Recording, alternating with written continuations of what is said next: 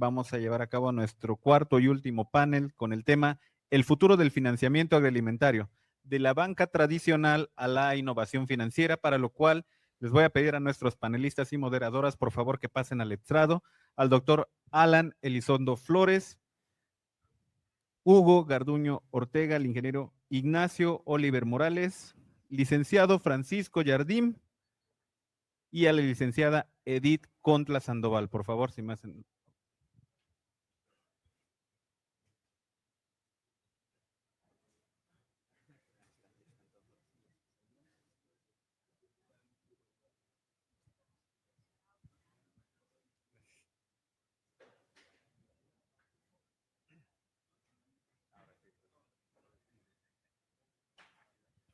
Muy bien, ya estamos todas ubicados. Sí, muy bien.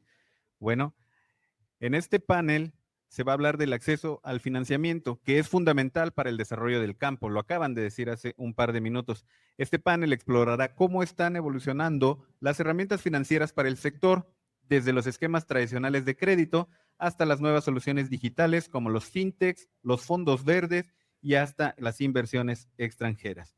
Vamos a empezar presentando a nuestra moderadora, la licenciada Edith Contla Sandoval, que es cofundadora y Chief Strategy de Officer Latam en Aura Chat AI, promotora de innovación y liderazgo en ciencia, tecnología e inteligencia artificial, sólida trayectoria en el impulso de la participación de mujeres en STEM en México y Latinoamérica. Su trabajo se distingue por un compromiso ético y responsable con el desarrollo y aplicación de la inteligencia artificial, bienestar social y la sostenibilidad. Pionera en el desarrollo de modelos de financiamiento para municipios no calificados y cuenta con amplia experiencia en el análisis y gestión de programas federales, así como en la elaboración de estudios especializados en gestión de riesgos, alineados a los objetivos de desarrollo sostenible de la Agenda 2030. Un aplauso, por favor.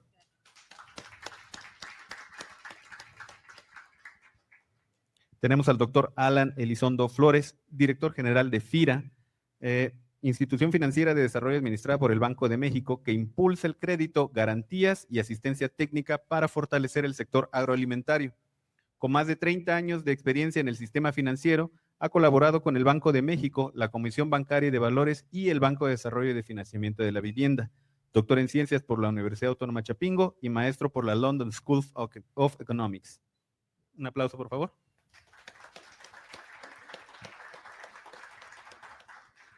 Licenciado Hugo Garduño Ortega, CEO y cofundador de Vercor AgroFintech, empresa mexicana que desde 2018 transforma el acceso al crédito agrícola con un modelo 100% digital, rápido y sin garantías tradicionales, reconocido por Forbes y Expansión como uno de los jóvenes líderes más influyentes.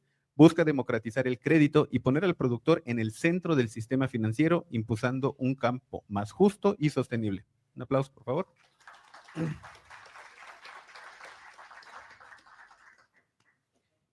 Ingeniero Ignacio Oliver Morales, ingeniero agrónomo egresado de la Universidad Autónoma Chapingo, con formación en liderazgo, administración de empresas y gestión de proyectos por el IPADE, el ITESM y la UCLA. Cuenta con más de 40 años de experiencia en financiamiento para agronegocios, 33 de ellos colaborando con los fideicomisos instituidos en relación con la agricultura, FIRA.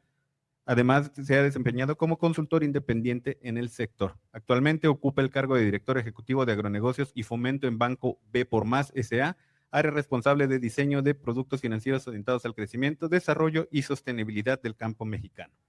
Un aplauso, por favor. Y contamos también con el licenciado Francisco Jardín, cofundador y socio gerente de SP Ventures, la principal firma de capital de riesgo en tecnología agroalimentaria en Latinoamérica. Actualmente forma parte del Consejo de Administración y colabora con algunas de las empresas y fundadores dinámicos que lideran la transformación digital y biotecnológica del agronegocio. Su misión es impulsar un nuevo salto en la productividad de la agricultura y mejorar la seguridad alimentaria mediante una cadena de valor sostenible y justa. Un aplauso, por favor.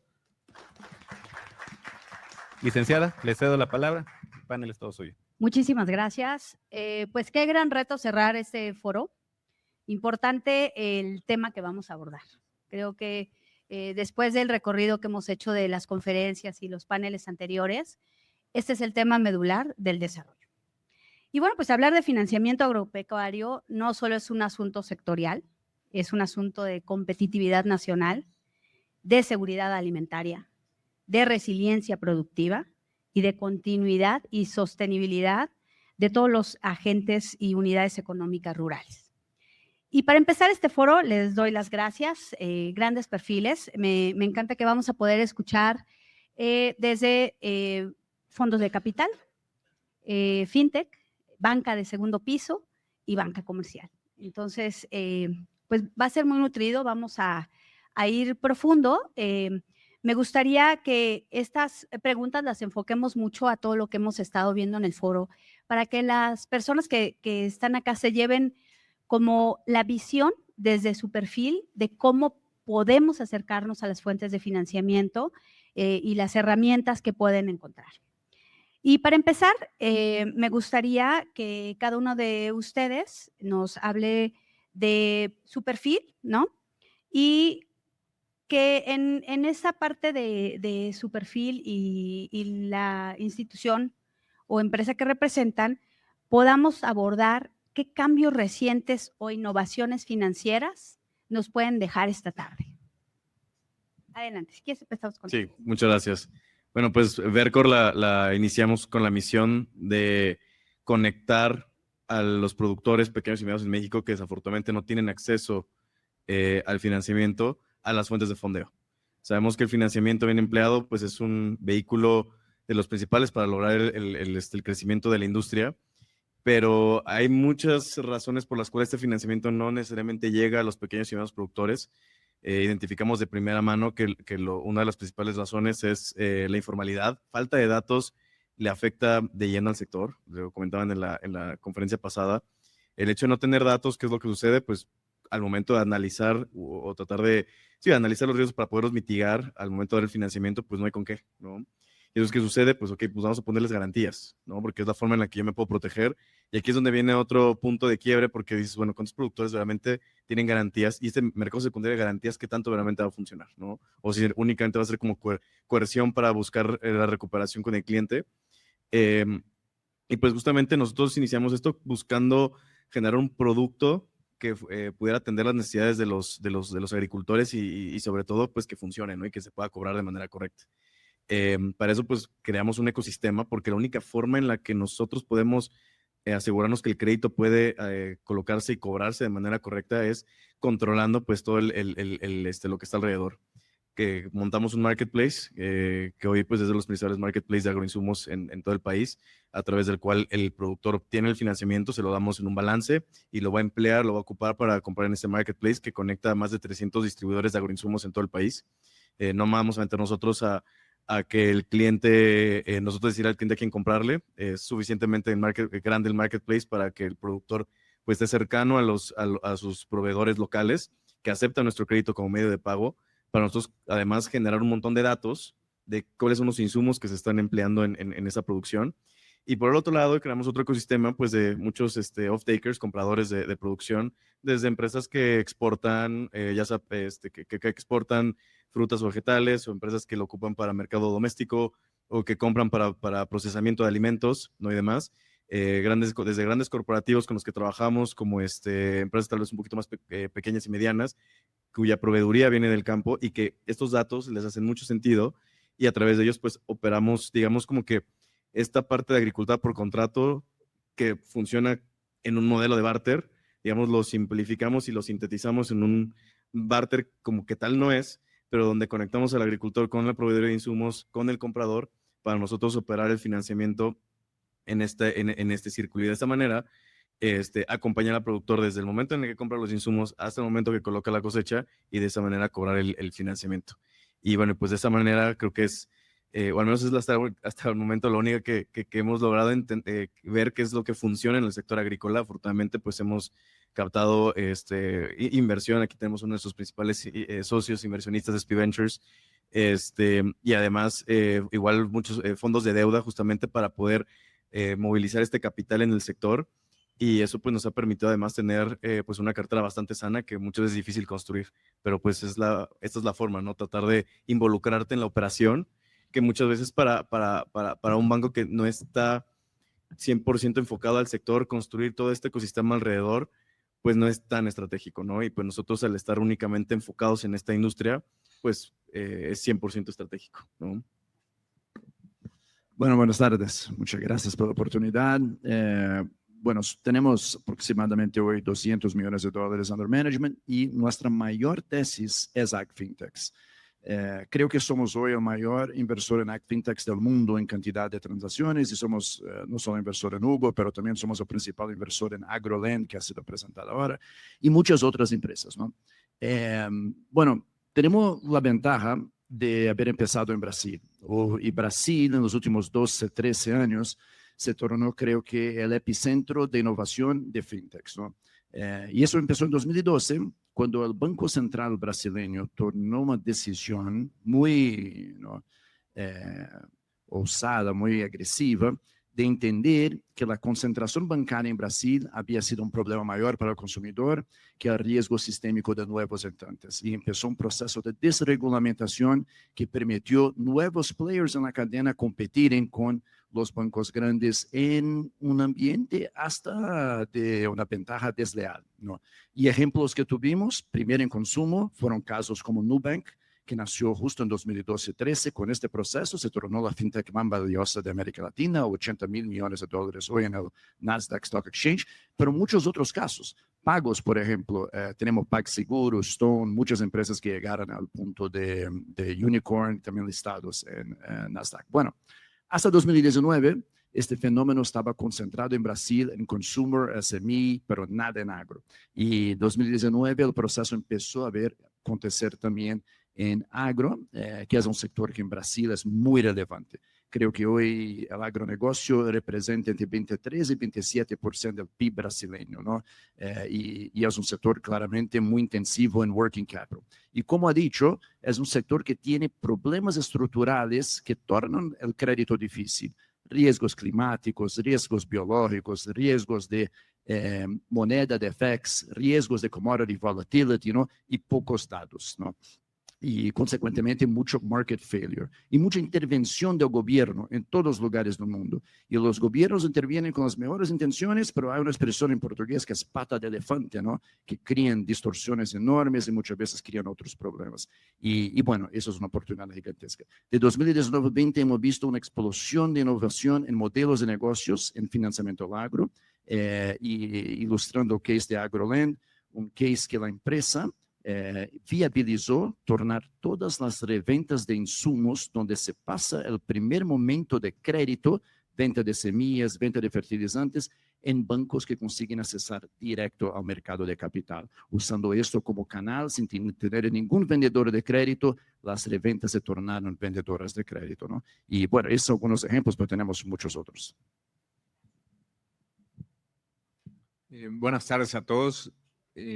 En mi caso, me gusta describir la institución un poco con su contexto histórico, y creo que viene bien la pregunta que haces por el hecho de que justo estamos entrando en un mundo en el cual ya, más bien un sistema financiero en el cual ya no coexisten dos instituciones de gobierno para apoyar el agro, sino que solo una quedó en este año de 2024 para adelante. Entonces, me voy un poquito a la perspectiva histórica para resaltar cómo es la institución, cuáles son sus instrumentos, y luego, si quieres, ya hablamos de las innovaciones, ¿no?, que es la pregunta. Realmente el gobierno vio una falla de mercado no reciente, sino desde los años 20, cuando la agricultura era una de las actividades más importantes en la producción de este país. Pasamos de tener en el PIB un 60% de actividad de ingreso proveniente del sector agropecuario, a lo que hoy es que es solo un 3%. Y eso no no hace que el sector agropecuario sea menos importante. Por supuesto que persiste esa falla de mercado. Sin embargo, habla del interés del gobierno en haber fundado instituciones. La primera la funda en los 20, y esta institución, su última manifestación termina en 2023, que fue la Financiera Nacional. Era una institución caracterizada por dar crédito en el primer piso, es decir, atender a los productores de forma directa con el crédito, y varios ciclos políticos fueron mermando su modelo operativo, tal forma que ya no fue sostenible y la decisión fue cerrarla. En los años 50, que básicamente se estaba saliendo de una crisis financiera, macroeconómica del país, se fundan diversos esfuerzos de institucionales para poder echar adelante los sectores productivos del país. Uno de ellos la agricultura, y es cuando se funda el FIRA.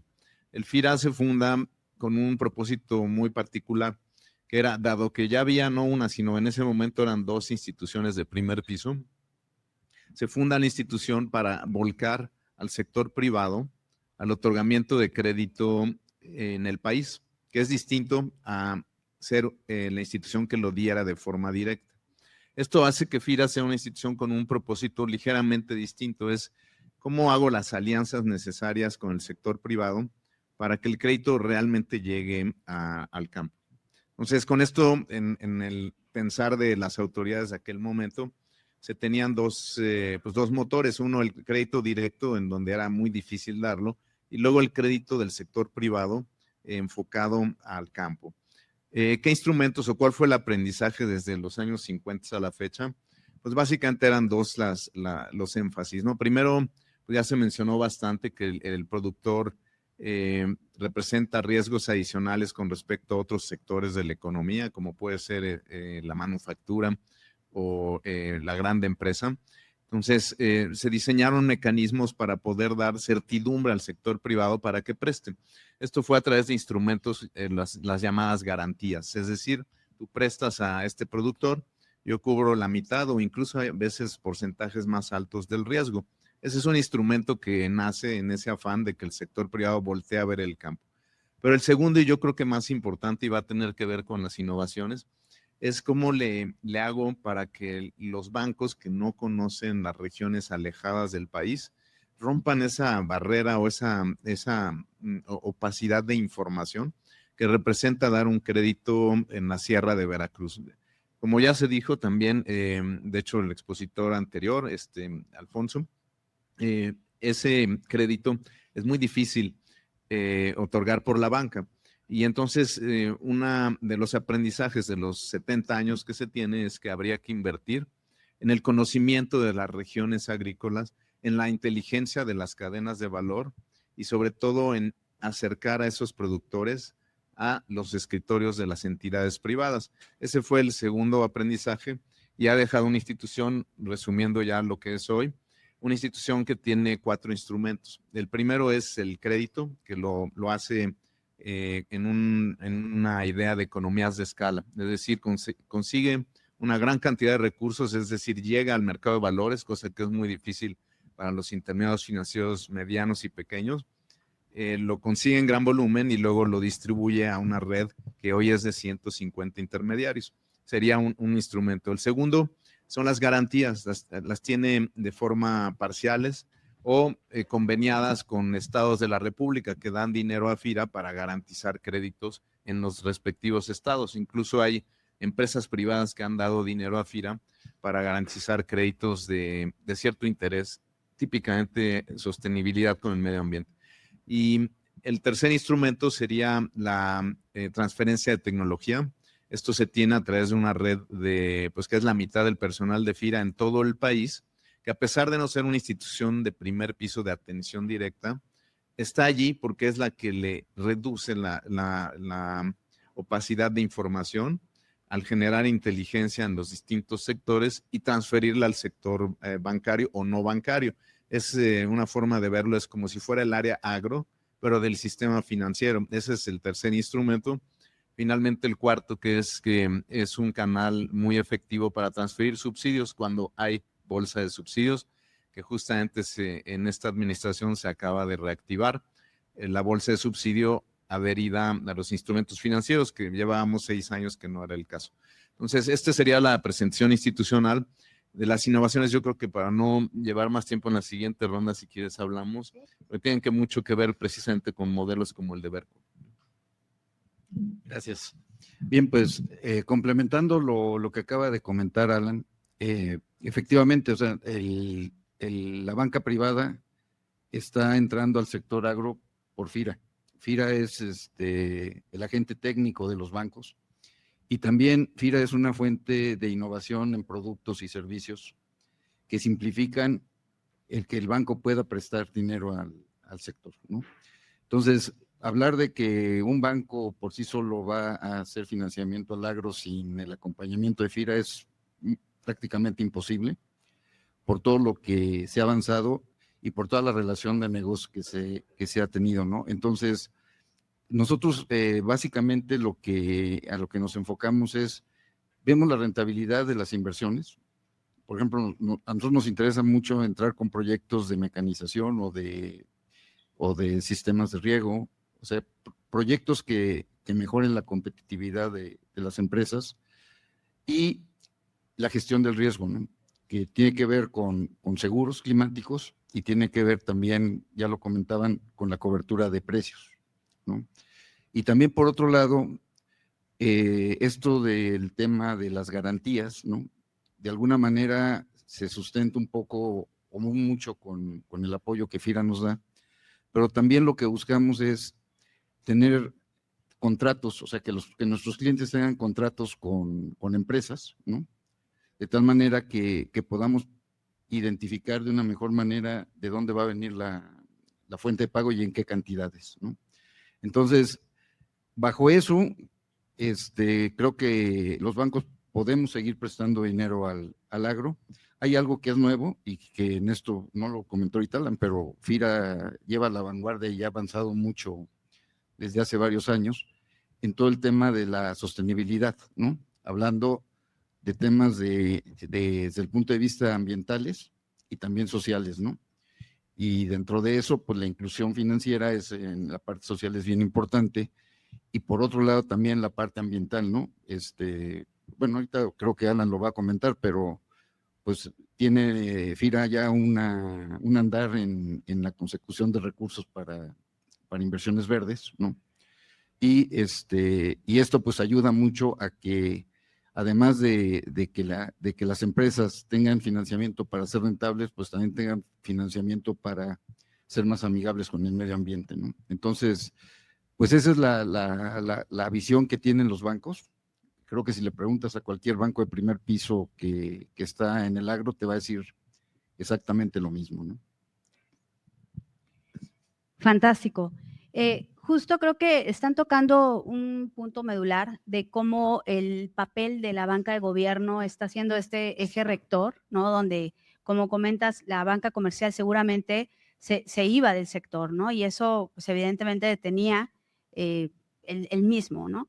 Y justo acá me gustaría que platiquemos acerca de cómo es el acercamiento desde el perfil de cada uno de ustedes hacia el pequeño productor. O sea, me queda claro que están los fondos, que tú puedes acceder a una página, que están los programas y que está la banca o las empresas que te apoyan con apoyo tecnológico, ¿no? Financiado. ¿Cómo ustedes logran acercarse al pequeño productor y que nos puedan hablar de qué puerta hay que abrir si estás del otro lado y puedas decir, yo saliendo de acá, llevo una herramienta que puedo llevar a mi consejo, que puedo hablar con mis socios para poder acceder a recursos financieros? A ver, creo que justamente una de las principales razones que nosotros teníamos para crear la compañía era cómo lo hacemos fácil, ¿no? En cómo hacerlo fácil, evidentemente corres un poquito más de riesgos. Igual razón por la cual nosotros al día de hoy no hemos operado con capital, por ejemplo, de FIRA aún, ¿no? Por todo lo que ya está en criterios de elegibilidad y demás. Y hemos traído más bien acá al cap table de la compañía, a fundadores de riesgo, que pues sí están dispuestos a tomar ese riesgo adicional con tal de pues, ser un jugador relevante en el mercado. Bajo este esquema fue, a ver, primero, ¿cómo lo hacemos universal?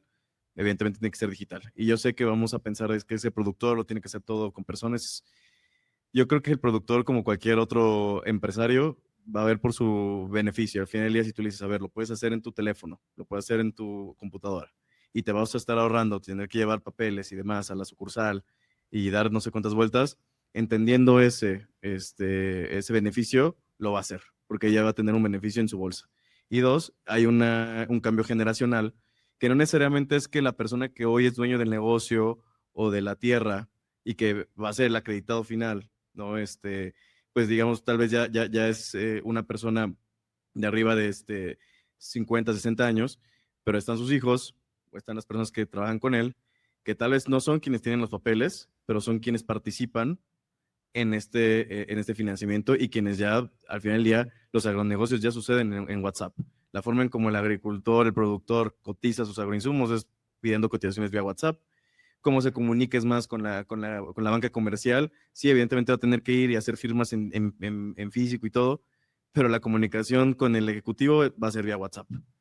Y entonces, como ver, si ya existen esos mecanismos, si hay una presencia digital, ¿por qué no se institucionaliza y montas todos los productos, los procesos, para que pueda ser todo digital? La oficina nosotros la tenemos en la Ciudad de México y aquí tenemos a todo el equipo y no tenemos, y tenemos productores en todos los estados, salvo evidentemente la Ciudad de México, ¿no?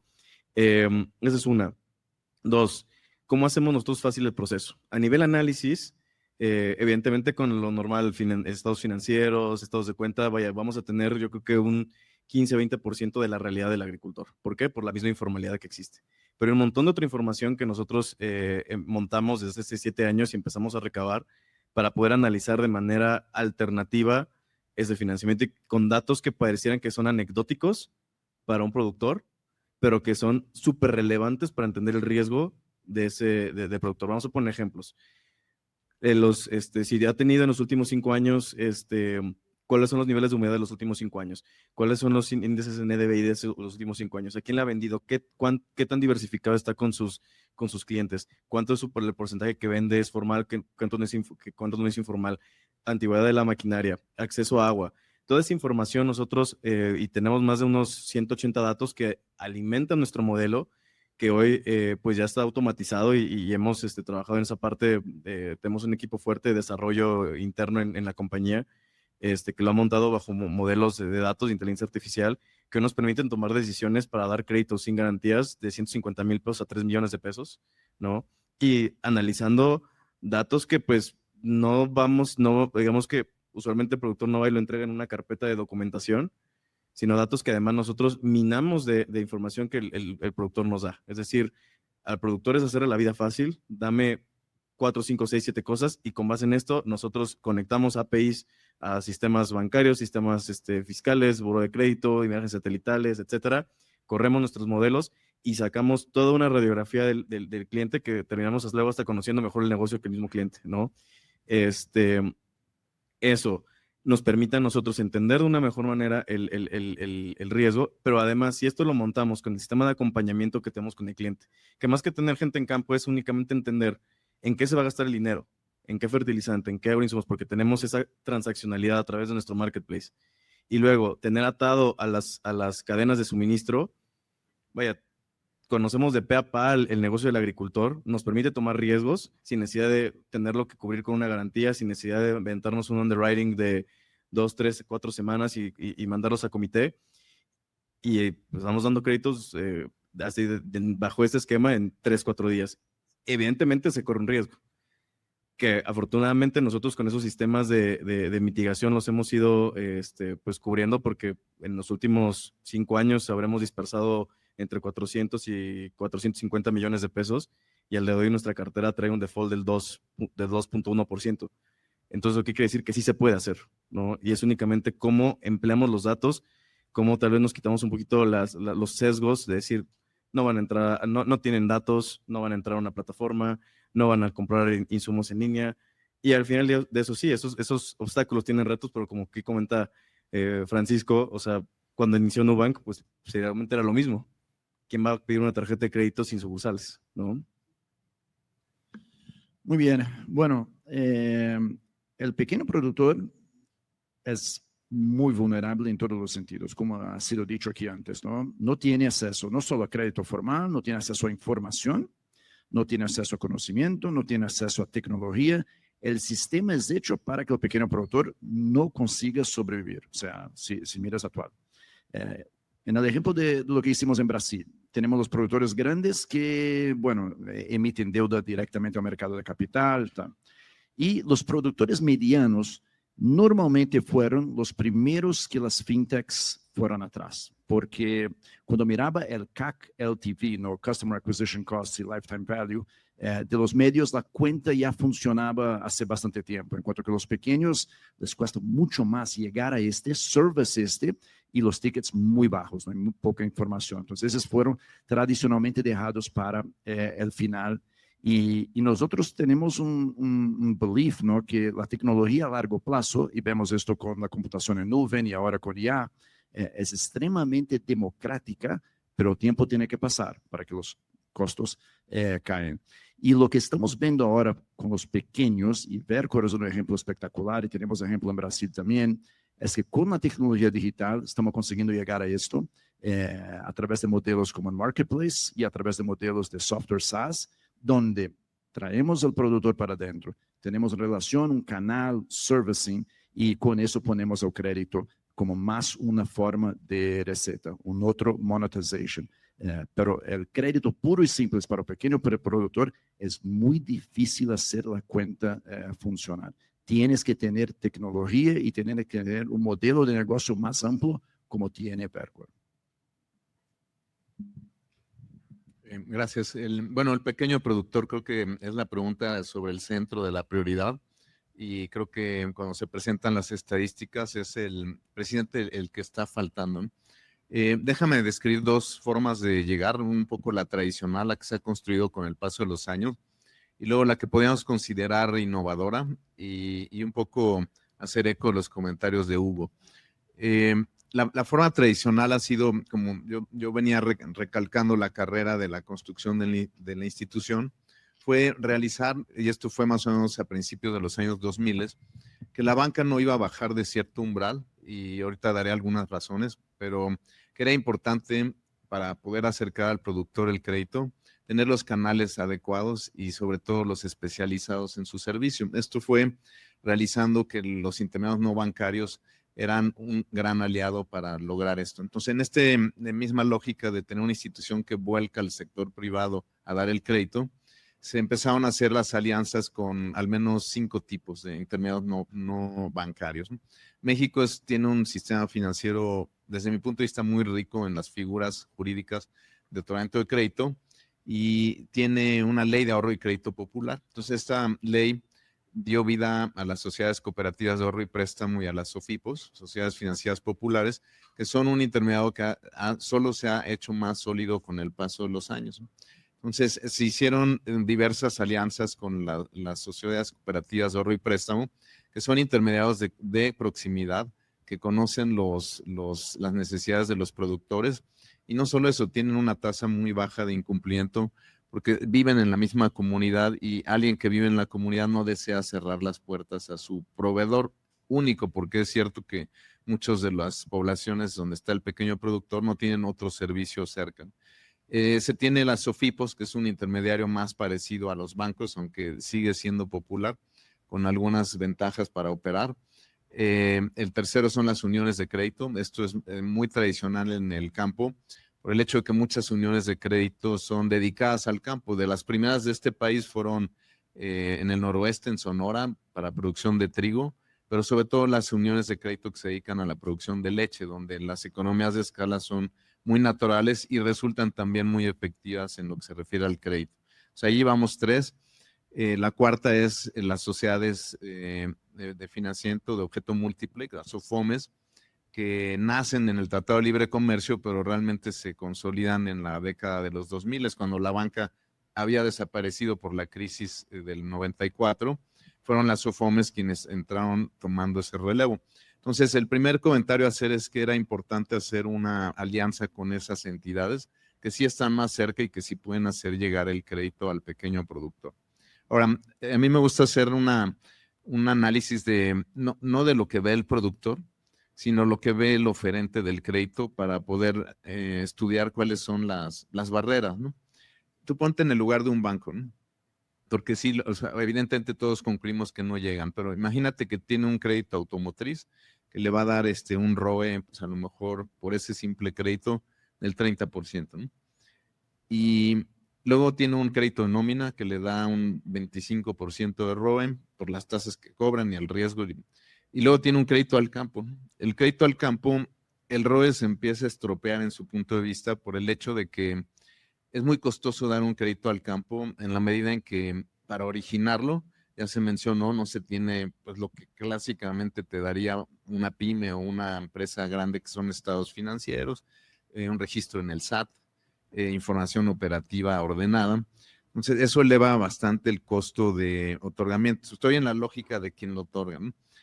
Luego viene la segunda fase, que es una vez originado, suponiendo que brincaste esas barreras, lo tienes que ir a supervisar, y no es lo mismo ir a supervisar un crédito, vamos a decir, de tarjeta de crédito, que puede ser incluso de forma paramétrica, a irlo a verificar en la sierra de Veracruz, en donde tienes a lo mejor 2 hectáreas de café. Entonces, si tú llevas la tasa de interés que tendrías que cobrar a ese crédito, es carísima, entonces no hay un caso. O la otra es que simplemente no lo otorgan. Entonces es la lógica, y por eso tú ves que la penetración del crédito agro en la banca es muy, muy baja, ¿no? Solo es alta al mediano y grande productor, porque allí la rentabilidad sí resulta efectiva, dado que son modelos más parecidos a lo tradicional. Entonces hay un problema, ¿no? Ese problema, ¿cómo se busca abatir? Bueno, ya había dicho, de forma tradicional es acercando inteligencia para reducir esas barreras, es lo tradicional. Compañeros de trabajo que están allí, que hacen documentos y que comparten, ¿no? Pero justo creo que estamos en medio de una revolución digital, y es el campo y precisamente este tipo de crédito el que está siendo ganador con respecto a otras líneas de crédito. ¿Por qué? Porque el campo es una actividad que se da mayormente a cielo abierto. Y al ser a cielo abierto, se ha desencadenado una gran cantidad de insumos de información a través de satélites, de drones, de sensores, que ya los comentó Hugo, que son una forma de observar lo que está sucediendo, pero desde tu escritorio.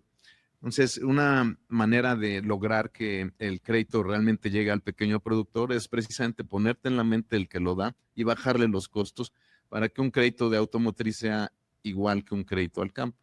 Bueno, ahí es donde radica la innovación. ¿Cómo logramos que ese oferente quiera, iguale esa ecuación? Lo que el FIRA está proponiendo, y de hecho ya arrancó el año pasado, es llevar los oferentes de tecnologías que logran abatir esas barreras de información. Pongo un ejemplo igual que Hugo. Imagínate que tú puedes, porque los hay ya al menos 4 empresas que hemos conectado, que ya te dan, si tú le das las georreferencias de tu portafolio, te pueden dar la serie de tiempo de qué sucedió en cada uno de tus predios financiados en los últimos 10 años, índices de humedad, de clorofila, de vigor de plantas, y te pueden dar incluso la propensión de esa zona a meteorología, eventos meteorológicos, o incluso pronósticos de lo que puede venir en el ciclo. Además de que hay otras que te dan propensión a plagas, porque son a veces más propensas cuando hay movimientos climáticos que se pueden anticipar. Entonces, si tú logras conectar estas empresas a la lógica de los bancos, entonces vas a ver más crédito, ¿no? ¿Cómo lo puedes intentar? Bueno, como dije, el modelo de FIRA es mucho de economías de escala. Tú no puedes esperar que los 150 intermediarios con los que opera FIRA, de los cuales hay muchas cajas de ahorro, SOFOMES, son pequeños, vayan, busquen quiénes son los proveedores, inviertan en esa tecnología, la aprendan y luego la apliquen. La economía de escala radica en que FIRA lo haga y lo ponga a disposición de ellos, y no solo eso, sino que ayude a abatir la barrera de costo. Eso es lo que es la plataforma Agritech Nexus, que se lanzó el año pasado, donde ya tenemos conectados 25 intermediarios financieros de la red que están usando servicios de 4 proveedores. Es nuestro interés el año que entra, pues, no tener 4 proveedores, sino muchos más. Entre ellos, por supuesto, nos gustaría ver a Vercor allí. Y del otro lado, no solo conectar intermediarios financieros, sino también empresas del campo que también prestan las parafinancieras, pero eventualmente a los productores, ya en una lógica de que hagan uso de servicios digitales, eleven sus capacidades, provistos por empresas del sector privado, simplemente unir oferta con demanda de servicios digitales. Sería el comentario. Sí, gracias. Bien, siguiendo el mismo orden de ideas, por ejemplo, en el banco que represento, Nosotros estamos dando crédito al agro y desde hace 2 o 3 años, empezamos a utilizar imágenes satelitales inicialmente para dar seguimiento, o sea, saber cuándo el productor ya había preparado, cuándo ya había sembrado, ver el desarrollo del cultivo y finalmente la cosecha para hacer también la labor de cobranza, ¿no? Entonces, así empezamos creo que la primera operación que hicimos ya con imágenes en forma fue en el ciclo, si no me equivoco, PB 2022, y nos fue bastante bien, porque podíamos avisar nosotros mismos al seguro cuando había algún problema, y también el retenedor, pues también podíamos ir con el retenedor y decirle, oye, pues Pedro ya cosechó, entonces pues mándale su lana y mándanos nuestro dinero a nosotros, ¿no? Entonces, así empezamos, y ahora ya con la plataforma que acaba de comentar Alan, pues ya tenemos un servicio donde no solo puedes dar el seguimiento que estamos dando, sino que además desde antes de dar el crédito, ya puedes saber cuál es el potencial productivo de esa parcela, ¿no? Entonces ya cuando das el financiamiento, ya lo das sobre una base más firme, porque ya sabes que al menos va a tener un rendimiento de 2 o 3, 4 toneladas, y si tiene un contrato con una agroindustria para la venta del producto, pues ya sabes también a cómo va a vender, ¿no? Y si no tiene el contrato, pues tienes el mecanismo de la cobertura de precios cuando esto es posible, y el seguro agrícola también, ¿no? ¿Qué es lo que ha limitado que esto crezca más rápido desde nuestro punto de vista? Hoy todavía asegurar el cultivo como cubrirlo en el mercado no es barato. O sea, tiene un costo importante dentro de la cuota de crédito, por ejemplo, que nosotros utilizamos. En algunos casos, estos dos conceptos pudieran llegar hasta ser el 15 o el 17% del costo de cultivo de la cuota de crédito que el banco está dispuesto a dar, ¿no? Entonces, obviamente, hay una reticencia fuerte del productor para tomarlos, ¿no? Sobre todo cuando dice es que pues, luego no funcionan, no me cumplen, etcétera, ¿no? Entonces, también ahí tienes que luchar con la parte de lo que el productor siente, ¿no? O sea, viéndolo desde el punto de vista del productor, dice, oye, pues el crédito que me vas a dar, un porcentaje importante se va en estos dos conceptos. Entonces, tenemos que buscar mecanismos que hagan más barato esto, ¿no? Los seguros paramétricos puede ser una opción, sin duda. O sea, ¿por qué? Porque pues es más fácil y si la temperatura llega a tantos grados, pues entonces ya se paga. O si llovió con una precipitación mayor a tanto, también se paga, ¿no? Entonces, eso es más barato para el seguro, más barato para el cliente. Pero hoy en México el seguro paramétrico no es muy usado, prácticamente a mí no me ha tocado verlo. Y el tema de cobertura de precios, creo que tenemos que buscar esquemas donde podamos cubrirnos en lugar de opciones, cubrirnos con futuros, porque es más barato. Y entonces lo que habría que hacer es financiar las llamadas de margen. Entonces nosotros tenemos ya un esquema para financiar llamadas de margen, de tal manera de que el productor pueda fijar un precio o la industria pueda fijar un precio y después ponerle un tope a esa llamada de margen.